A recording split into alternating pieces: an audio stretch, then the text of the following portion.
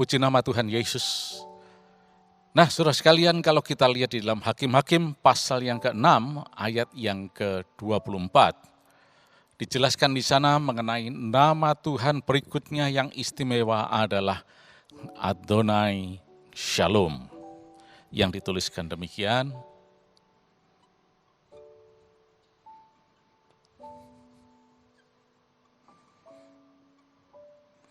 nah, cara penulisan Shalom ini yang benar adalah seperti ini.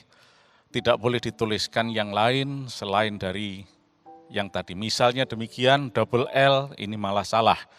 Karena dalam bahasa Ibrani dituliskan sebagai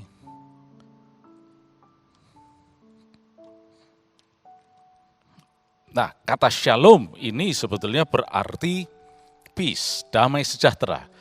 Tetapi ini juga mempunyai pengertian yang cukup luas, yaitu berbicara mengenai kesehatan, keadaan yang baik, perfectness, dan sebagainya. Itulah sebabnya kata shalom ini juga dipakai dalam percakapan sehari-hari, khususnya kalau orang-orang yang berbahasa Ibrani, ketika berjumpa, mereka akan menanyakan bagaimana keadaannya, mereka akan bertanya, maslumkah antara lain. Itu kalau kepada maskulin, pria. Sedang kepada yang wanita, maslumeh. Nah, jawabannya bisa hakol bet seder atau shlomi tov. Nah, shalom ini sebetulnya menunjukkan suatu keadaan yang baik, keadaan yang perfect, healthy. Nah, kata Adonai Shalom ini muncul dalam suatu konteks di mana pada saat itu orang Israel akibat dari dosanya mereka ditindas oleh orang Midian. Dan orang Israel sangat sengsara, menderita, melarat. Dan pada saat itu Tuhan membangkitkan seorang hakim yang disebut Gideon. Nah, Gideon inilah yang kemudian menjadi pahlawan dan kemudian memimpin orang Israel untuk dibebaskan dari si Midian ini. Nah, dalam perjumpaannya dengan Malach Adonai, Gideon ini kemudian dikatakan dalam ayat di dalam Hakim-Hakim tadi, dalam perikop itu dijelaskan bagaimana Tuhan itu ingin menyatakan kebaikan kepada umatnya dengan nama Adonai Shalom. Jadi kata Shalom ini sebetulnya menunjukkan baik itu keselamatan, kebaikan, kesehatan, damai, dan sebagainya. Dunia tidak pernah bisa memberikan peace, damai sejahtera. Karena damai sejahtera hanya ada di dalam Yesus Kristus.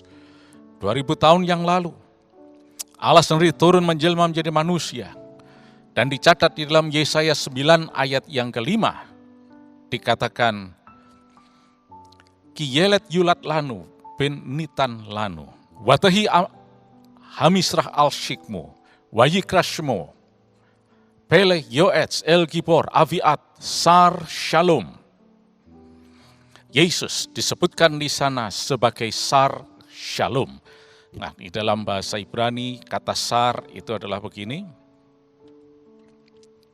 yang berarti prince, raja, pangeran. Sar Shalom, raja damai. Yesuslah satu-satunya jaminan Sar Shalom itu, ya.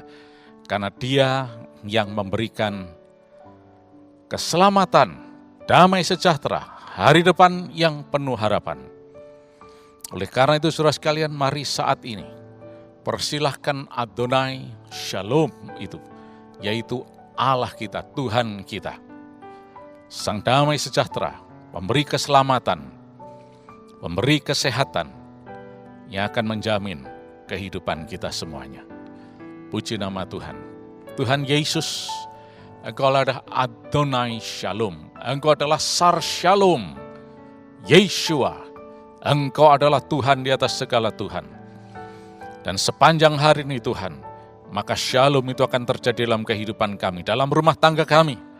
Dan kuasa darah Yesus akan melindungi kami, Tuhan. Di dalam nama Tuhan Yesus Kristus, tidak ada kuasa yang lain yang bisa menyentuh. Kami akan dilimpahi dengan shalom sorgawi.